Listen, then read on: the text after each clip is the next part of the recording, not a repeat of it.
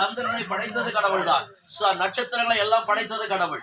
பாருங்க, அந்தந்த காலத்துக்கு தகுந்த மாதிரி நமக்கு தட்பவெப்ப நிலை, இன்னும் சொல்ல போனா மழை பெய்ய வேண்டிய காலம் மழை, வெயில் அடிக்க வேண்டிய நேரத்துல வெயில், அது போல குளிர்காலம், அப்படி உஷ்ண காலம், இதெல்லாம் நமக்கு மாறி மாறி வருகிறது. இப்படி வர்றதுனாலதான் நம்ம இந்த பூமியில வாழ்கிறோம். இதெல்லாம் மனுஷனுக்கு தேவை என்பதை கடவுள் படைச்சு வச்சிருக்கிறார். ஆனா மனுஷர்கள் என்ன செய்யறாங்க?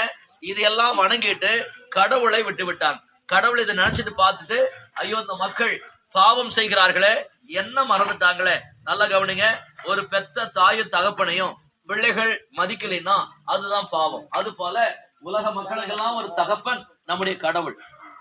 இந்த கடவுள் பார்த்துட்டு மக்கள் செய்கிற பாவத்திற்காக இனிமேல் தேவன் பக்கமாக மக்கள் திரும்ப வேண்டும், உண்மையான ஒரு தெய்வத்தை அறிய வேண்டும், இது படைப்புகள் எல்லாம் கடவுள் இல்ல அப்படின்னு சொல்லி கடவுளே மனுஷ அவதாரத்துல பிறந்து இயேசு கிறிஸ்து என்ற ஒரு பெயர்ல பிறந்து எல்லாருடைய